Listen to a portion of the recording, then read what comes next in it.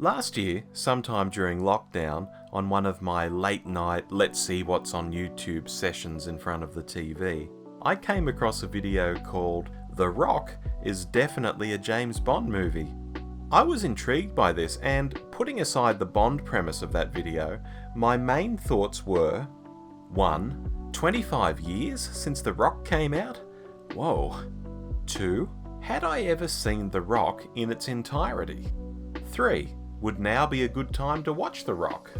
So I jumped onto eBay and grabbed a new old stock copy of the DVD of The Rock for a few bucks, including postage.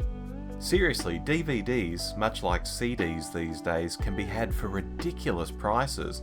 You could buy a DVD for a few bucks and literally throw it away once you watch it, and you've not lost anything really. That's insane. Not to mention environmentally unfriendly, so don't do that, but just saying. Anyway, The Rock in a nutshell.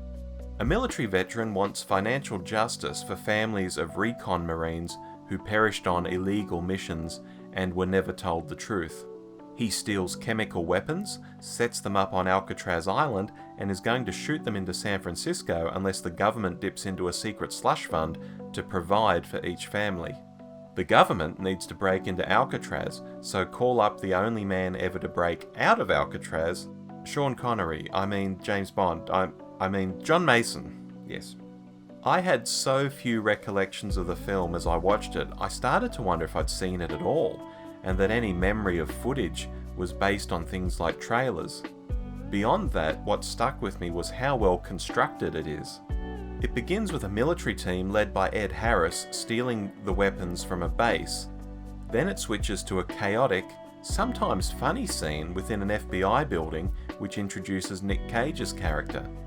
Then we are introduced to Sean Connery, so stop the tape right there. In half an hour, we're introduced to the three main leads, two of them in big, exciting action pieces, and one of them in a more contemplative but quite funny scene.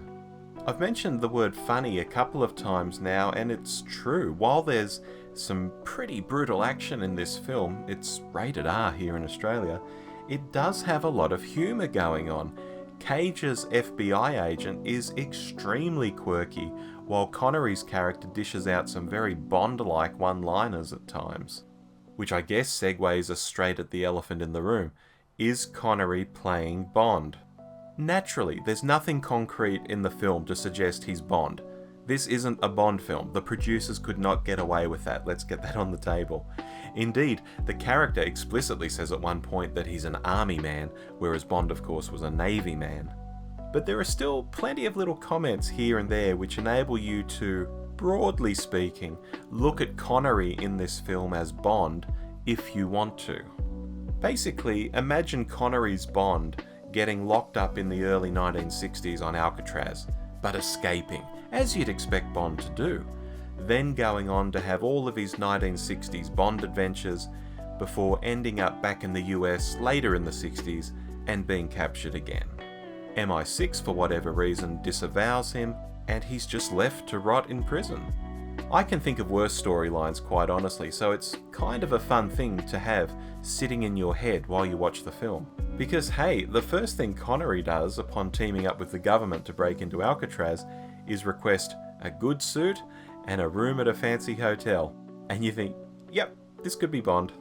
Now, being a very early Michael Bay film, you can be sure this is a film you watch to engage the senses, but not so much your mind. Indeed, even when it tries to bring some extra character into the film with a daughter for Connery's character, she's literally only in one scene, yet becomes his entire motivation for saving San Francisco. That's some meeting. In a similar way with Cage's girlfriend / fiancée, whatever she is, she announces she's pregnant and is brought to San Francisco on the flimsiest of reasons, seemingly just to provide Cage's character with motivation as well. There's a little more redemption for the Ed Harris character, however, as his plan to kill hundreds of thousands of people seems utterly insane and cartoon villain-like, but this is actually addressed in the film in a way that makes you go, oh! So many films of this type just wouldn't have bothered explaining his motivation and what's really going on in his head. So yeah, there's a little behind these characters, just not a lot. It's an action flick. All told, the film largely holds up 25 years on. A few scenes here and there leave you thinking, wow, I don't think they'd do that today, but broadly I think the film's good. It's a big, dumb, summer action blockbuster with loads of shooting and things blowing up. Just don't dig deep for any meaning. Anyway, have you seen The Rock? What did you think about it? Does the Bond theory hold any water for you? Had you even heard about the Bond theory before? Why not let me know down below in the comments?